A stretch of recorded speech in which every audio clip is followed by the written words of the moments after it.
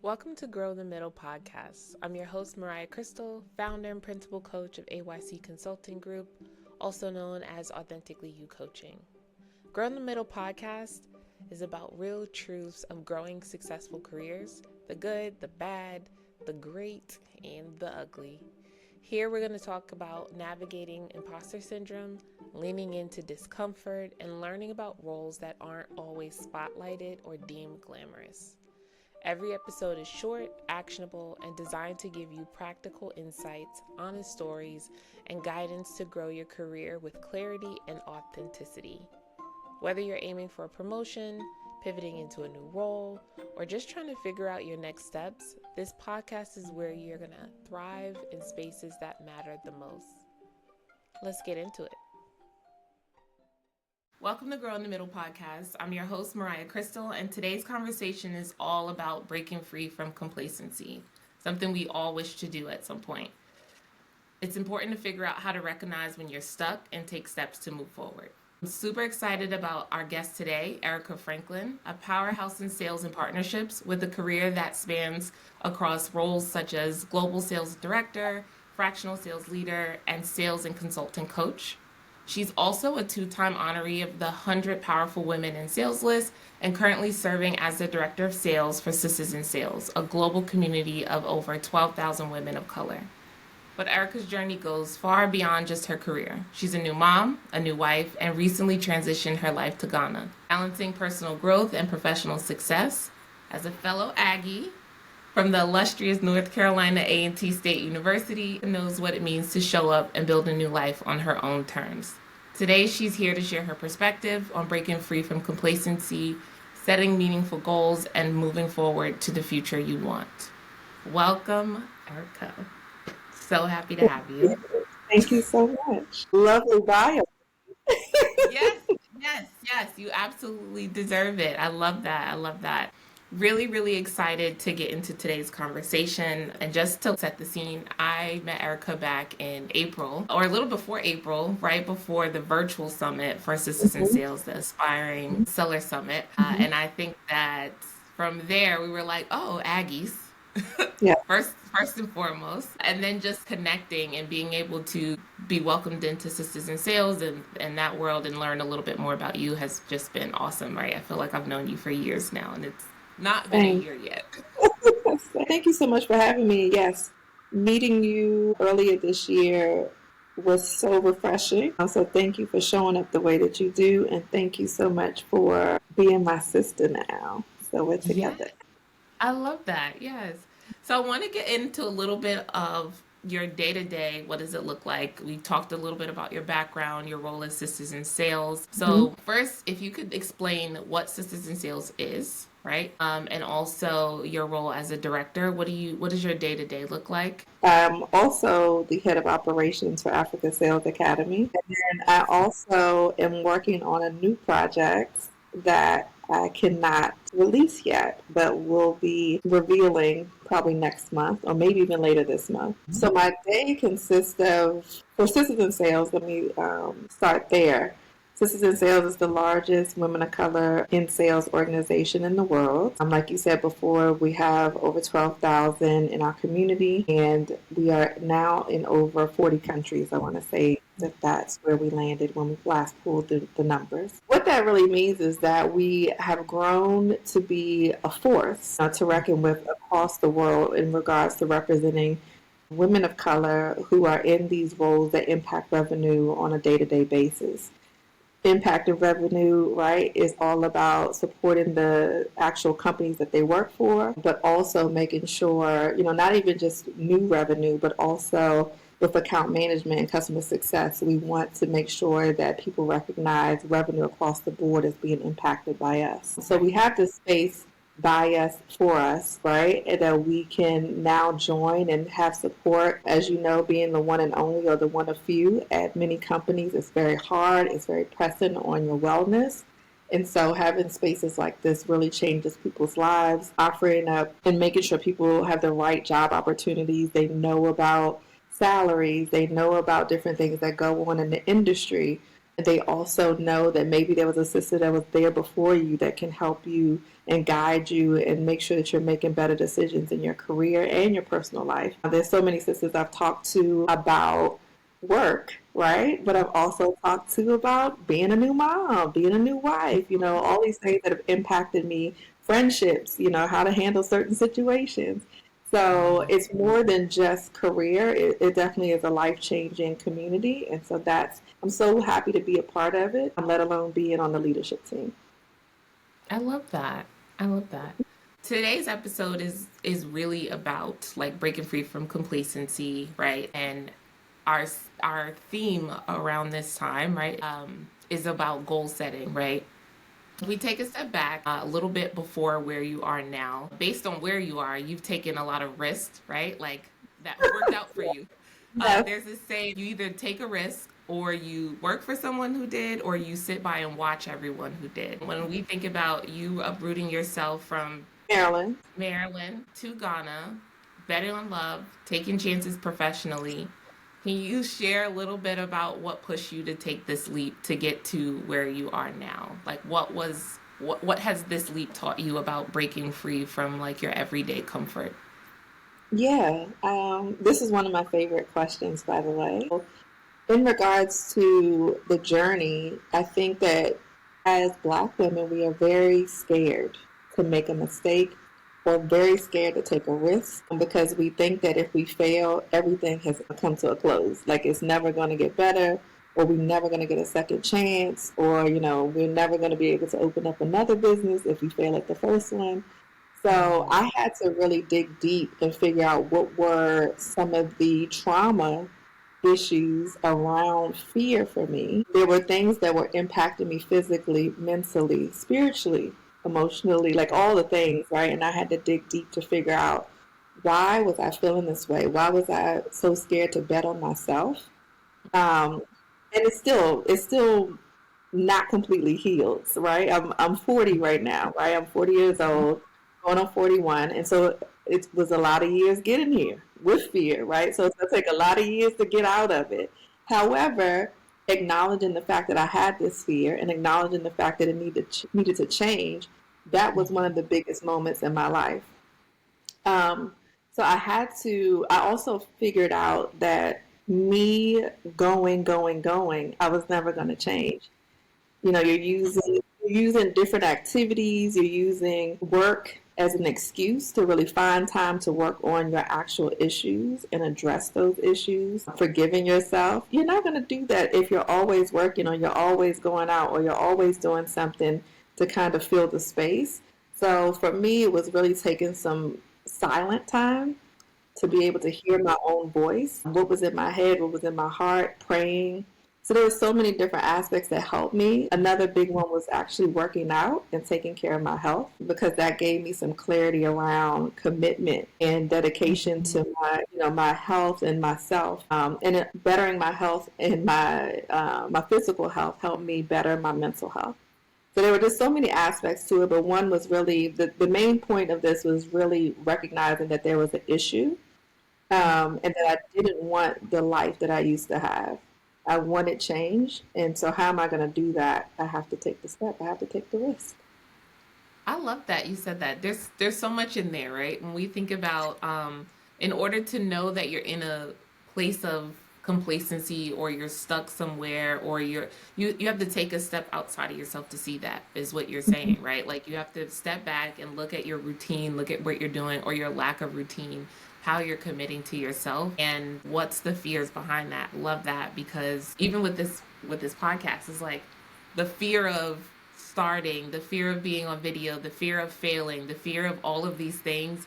So you're not doing and you're not testing, you're not trying things out. So you touched on a lot of things that a lot of times people can't break free of something if they haven't acknowledged it yet. Yeah, and I mean, the other part of this is you will never break free if you can't hear yourself. If you're always listening to your family, if you're always on the phone, if you're always on a work call, if you're always sitting in traffic, if you're always doing something other than sitting in silence, you won't hear yourself. So a lot of it was removing things from my life so I could hear myself.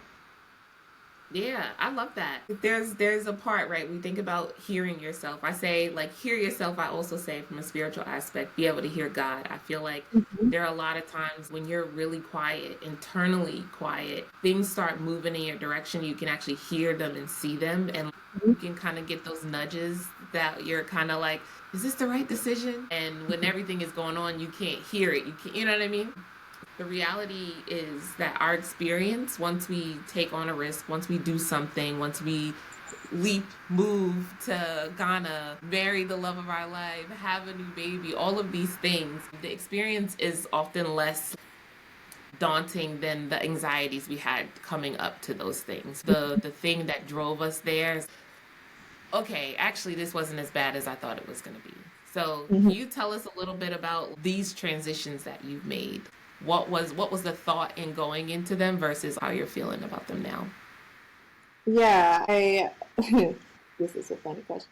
Um, but going into, I think the biggest obstacle, the biggest challenge for me was being my own boss. Believe it or not, marriage is a Mm-hmm. huge commitment. It's one of the biggest decisions that you're making in your life, right? I felt that that was a good decision, right? And the day that I actually we did the ceremony, I was the calmest. And the calm actually scared me that day because I was like, well, why am I not like worried about my makeup or worried, being a bridezilla? I'm just sitting here chilling, looking cute, looking cute. But I was like, wait, I'm not worried about anything. So yes, and so like you said, sometimes you hear God, right? Or the quietness is God, right? Actually clearing things out so you can just be calm. So those moments where those things happen, yes. Being a business owner is very ghetto. Very ghetto. Oh, One day you could be having the time of your life, right? You can have so many people interested in you, so many prospects, and then the next day it's like, what? Everything has cricket. came falling down, right? And then the next day it could be it's a roller coaster ride every day, right? Every day we're looking for a new opportunity. We have to market. We have to change our pricing. We have to maybe we should do it. Such let's look at our competitors and see what is happening over there, right? It's so Mm-hmm. much pressure, and so this has been one of the greatest challenges, but the greatest opportunity and win for me is to lead my own career, choose projects that I love and adore and that I can assist with. Like I just came back from doing small workshop meetings with some young girls who are interested in entrepreneurship. When would I ever have the time to do that? Right? Right. But now I can choose those opportunities to be able to make an impact in the way that I want to, impact and revenue overall, right? um, as well as individually with these women to be able to give them advice on their future businesses. So again, marriage, I thought, yep, I'm feeling good. Having a baby, bit scary as well. I will say to have a whole little life to be in charge of and to guide and to support and to love on him and to make sure that nothing's harming him, right, is a big deal too. But I'm a lover. I'm a supporter. Those things are automatically built into me. But riding this roller coaster of entrepreneurship has been a wild one. I still have my edges. Um, but but but like I said, every day is a different thing. There's something that you have to learn. You have to wear so many hats. You have to know finance. You need to know marketing. You need to know. I mean, there's so many things to go through, and so I think that that has been one of the biggest learning curves for me. You think that you're getting into your business because you know your passion and you probably have expertise in it, but then to actually run a business is a different thing. Oh, So, it's so much more. And I think hmm that's what stops a lot of people from doing it. It's like, whoa, wait a yeah, minute. This is way more than me just getting to show up and talk and teach. There's so many more parts to it. And there's so many people working behind the scenes or that you will need working behind the scenes that a lot of people aren't seeing or realizing. And that's an entrepreneurship, but that's also an entrepreneurship as well. Like when you're yeah, working inside of a company, right? Entrepreneur, when you work inside of a business, there's a lot of people that are making the show run that people don't really see or focus on. And so, well, mhm. I was going to say, I think that that also has to do with personally too. So this was another change for me transitioning. Let's say transitioning in the last, what, 5 years or so, right? There were some things that have happened, I would say, in the last 3 to 5 years that have propelled me fast, right? And you've seen it, Mm-hmm. even in a short Mm-hmm. time. I think that it is the risk taking is needed, right? When things like that approach you, or when things like that, like you said, you hear God, it's on your plate. You have to grab these opportunities now. But again, going back to the fear holds us so still that we'll never move and never go with it, and that is a big issue for us. The thing I was going to say about the support team is having other women around you that are doing what you are doing or who want to do what you want to, that you're looking to do. So being surrounded by other entrepreneurs, being able to coach other entrepreneurs, being able to have mentors, right? Those things Mm-hmm. will keep you motivated. Then when you have a bad day, that tomorrow will be better because those women have been through it. They can call you really quickly to tell you that it's going to be done, and so forth. Yeah, no, I love that. And I think that that's so important. Finding that community, finding people who are going through it to make it easier for you. One of the things that I focus here on, grow in the middle. So we talk about being CEOs of our own companies and how important that is, and being able to decide where you spend your time, who you spend your time with, what projects you want to work on. You have your own consulting company, and then you're also doing several other things, right? Things that you chose that you want to do. When I was working for a company, you have that trajectory where you're going up, right? When you're like, okay, the road is VP, executive, all of those things for someone else. Mm-hmm. And a lot of times, as we think about helping people break into tech or breaking into sales, if you go up, that's what everybody's looking for. Will you be in the C suite? And for me, I realized that there's so much work to be done, and there's so much power that comes from those roles that are right in the middle, that director role, that like senior manager role, those partnership role, all of those roles that don't get enough credit for all the things that are being done that no one highlights. Most people aren't saying, hey, I want to be a director in 5 years, because they don't know yet how much um, is moved forward in these roles. Mm-hmm. So when you think about before you started your own business, did you want to go up the ladder, or what was your turning point to say, I'm going to do this on my own? Yeah, so I think we need to go back to thinking about how we grew up, right? When we grow up, especially in the United States, we're told, kind of our path. What's the best thing to do? You go to school, you go to college, you get your degree, you go and get this good job, right? Get you a good job, get you some good insurance, right? And then you can retire when you're old and gray. You can watch your grandkids, get your house, blah, blah, blah, blah, blah, right? Mm-hmm. We don't have the visions early on of these other people who did it differently. And I feel like that's something that's taken away from us because there's so many other stories that did not take the regular path that could inspire so many people to do life differently. A lot of us waste time because we are on this path to please those in our, our social networks, people who follow us, right? We want to please everybody that we're doing it the right way, when the right Mm-hmm. way is actually your choice, right? And your decision, and you don't have to do it like anybody has done before.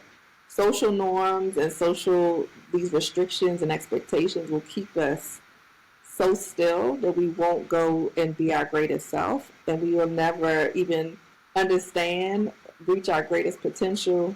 None of that if we continue to do what everyone else has done and what everyone else expects. So what do you think about what advice would you give for someone to start thinking about what their path looks like? When you think about your own path, my advice to you, so something that helped me, so I had my last career, well, my last role in corporate America. There was another role some years before where I actually quit my job because I needed some time off. I burned out. I was so not myself. I wasn't taking all of the challenges and the opportunities that I should. I was lazy, right? I was like, I was just not doing and not moving. And so I knew that it was time to quit because I needed, again, to hear myself. I think that when people need to do that, what helped me was actually a whiteboard. Throwing ideas on this whiteboard, things that I wanted to do, companies that I wanted to work for. What are my greatest like passions? What do I love to do?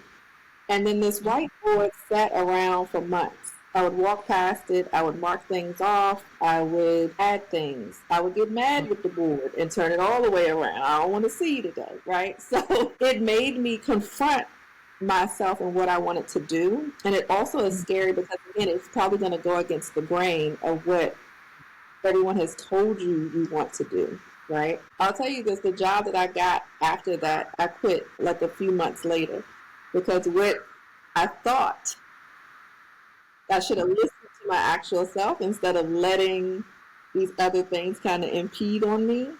Um, and so that's what I would say. If you need a whiteboard, if you need a app to kind of throw some things on the wall, if you have to use colored pencils, whatever, however you are creative and can get your emotions out on paper, you do that and come back to it because things will change and evolve. But it's helpful to see yourself outside of yourself sometimes. The other thing that I did was my career coach at the time. I want to say that was around 2019 time, and she asked me to do this exercise is to ask people in my network how they would describe me. I think it was like 3 words each. Powerful. Mm-hmm. You don't know how people see you. And those words pushed me to see myself differently. I was playing small. And these people saw me so huge and so powerful and so intelligent and so like, I was a force to be reckoned with, but I wasn't thinking that. So those types of exercises where you can dig a little deeper, you can, get into your own emotions a bit. You can see how people see you. Those things will help you take the risk because if you see that I'm a superstar and I don't think I'm a superstar, but you write me this email like, girl, stop. You saw me at the summit. You were like, girl, stop this. We're not doing this today. So, I had my moment. And, again, we're going back to what I said before, when you have the support system or you have people around you, you'll push forward. You'll take the risk. You'll go do whatever you're scared of and you'll knock it out the park. And then you'll look back on it like, what in the world was I scared of? What was I thinking about?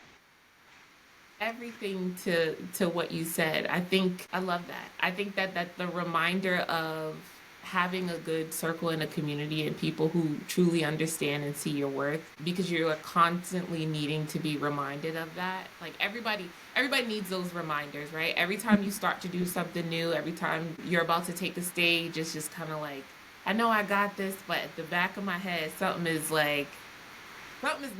So it's just that it's normal fear. And if you don't have people around you to say, hey, remember who you are. Like I'm gonna be louder than the voice in the back of your head. Remember, Exactly. you got this. Is so important. One of the things that I think are really important is that new year, everybody's setting goals. Everybody's like, yes, I'm gonna be this new person. New me. It's all of that. Right. That's what we're hearing, right? When we talk about breaking free from complacency, we've already kind of touched on like you need to have an understanding of yourself, some ways to kind of get into that, right? Like taking a step back, getting really quiet, spending some time with yourself, having an Mhm. idea of what you need, what you want to do. We talked about asking friends and the people around you, like what are the things that they see from you? Write those things down. You talked about whiteboarding. I have this humongous whiteboard literally right here in front of me, and I use it sometimes, but it's not right in front of me, so I will be dumping on that whiteboard. But You should. we talk Yeah. about all of these different things that here's how we start working towards breaking free from complacency or setting new goals.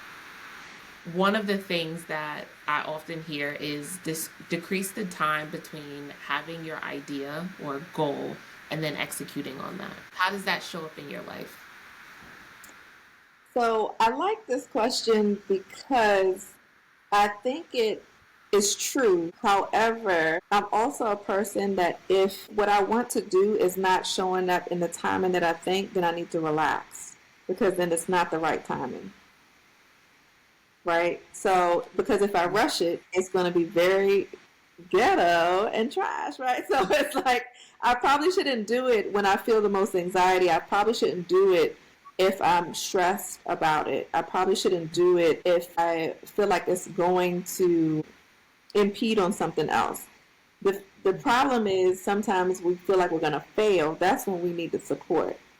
There's intuition will tell you a lot of the times like okay, just slow down a bit or maybe take another week and let's go back through the notes and just redefine what you want to do. So there's that. So decreasing the time between an idea and execution can be good but it can be bad as well. So the good part is if there are times, again, your intuition can tell you, yeah, you just dragging your feet. You just acting up, right? You're just procrastinating for nobody's sake. So let's get started. But again, I think that that's where, you call me and be like, well, Eric, I want to put on a podcast. And I'm like, hey, girl, sign up so we can go ahead and get it recorded, right? So here we are. So in this case, it's great, but there's other times where sometimes you do need to take a step back because maybe your decision is a bit rash, or maybe you don't have all the elements that you really want to make it as beautiful as you want to, the way you want to. So there's a fine line, a tightrope that you'll walk, but again, going back to your support system, sometimes that they can help you with that. Yeah, no, I love that. And I love hearing that your transition has been, for the most part, calm. There's other things that have been like scarier. The marriage has been calm as for that, making those decisions. Um, but what are some of the opportunities like during in your last several years that have really scared the shit out of you and you've still done them? The one being quitting my job twice, right? Like, So I've quit two different jobs, good jobs, as we said, good insurance, right? you don't know Um, that's important. yes, and it was very scary because people don't do that, and people that look like us don't do that, definitely, right? It was scary for my friends and family, but again, I had people in my corner to be like, we're so proud of you, that you chose yourself. We're so proud of you that you're taking this time to figure out what your next step is. There were nights I've cried, right? Because I'm like, am I making the right decision? Should I have not did that?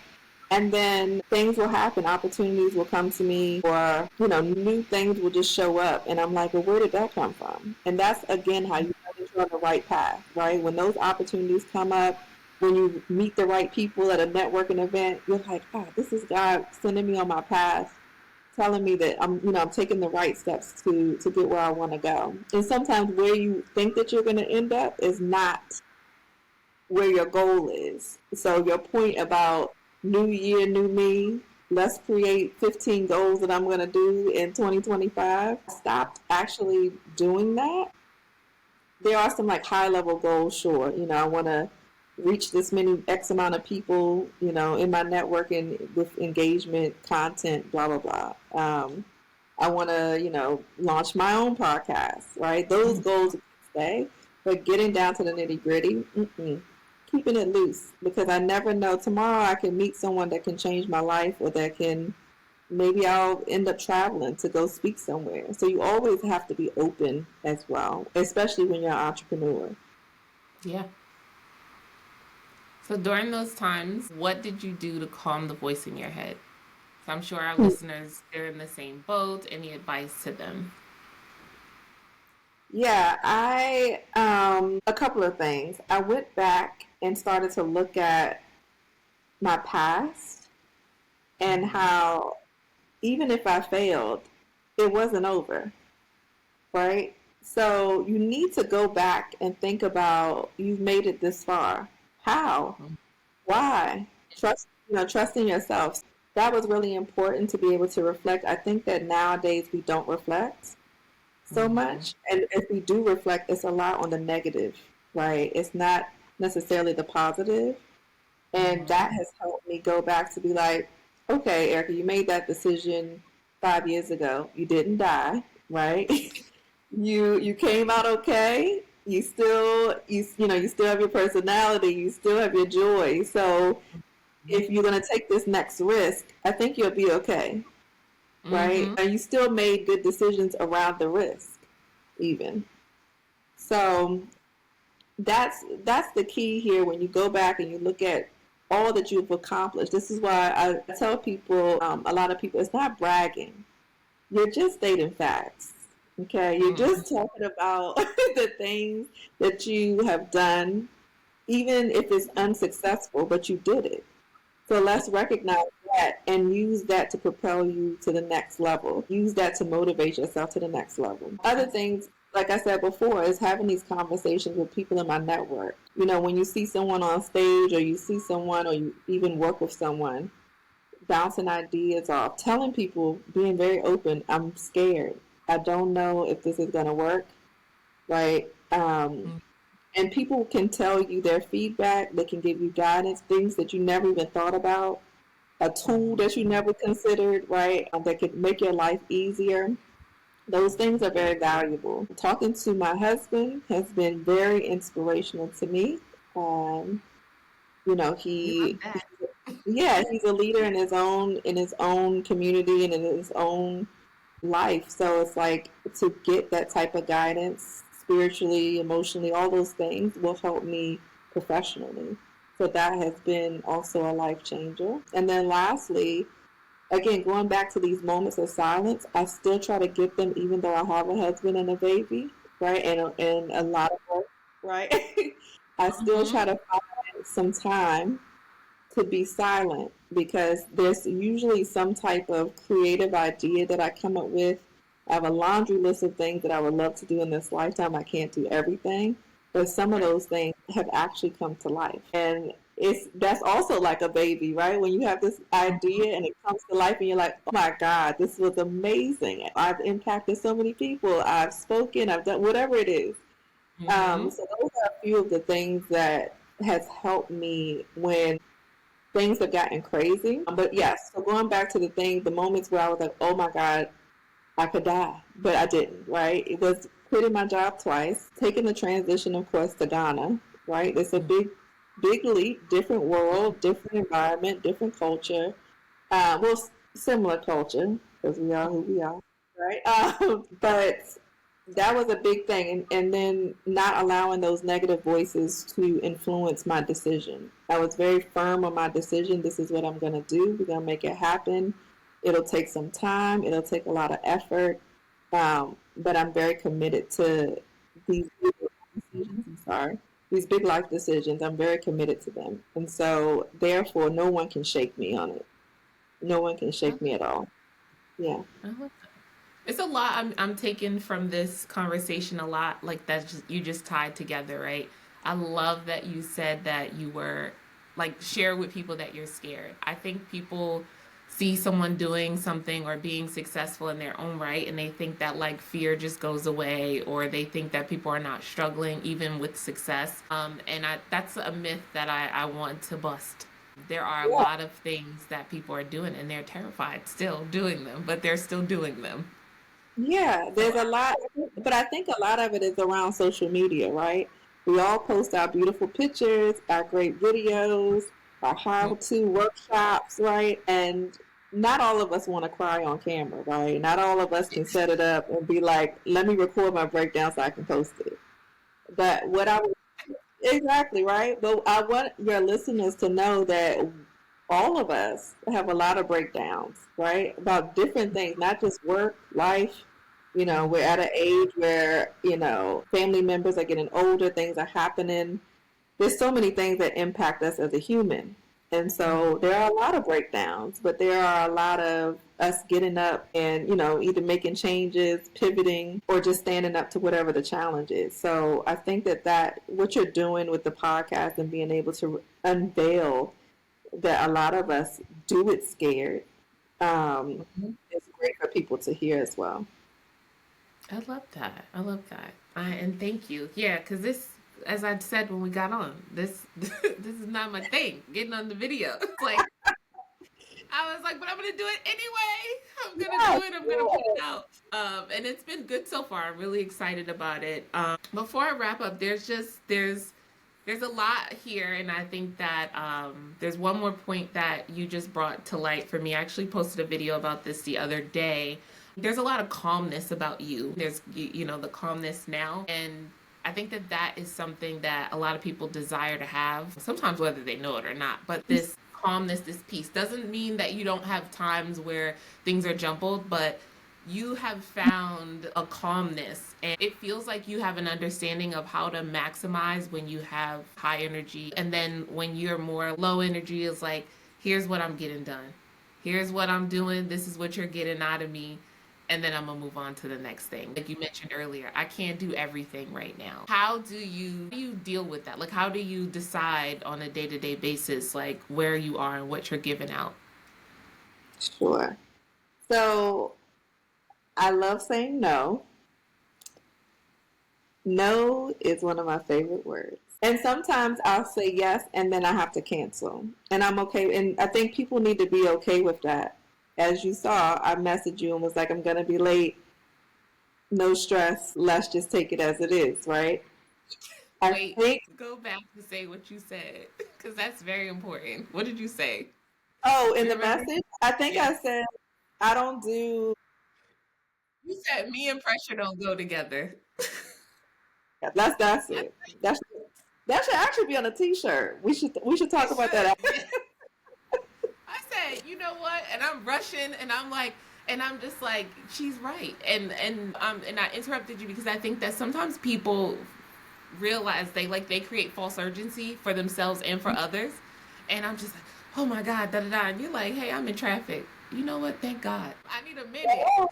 Yes. And, yeah, so go ahead. I'm sorry. I just wanted to like point that out.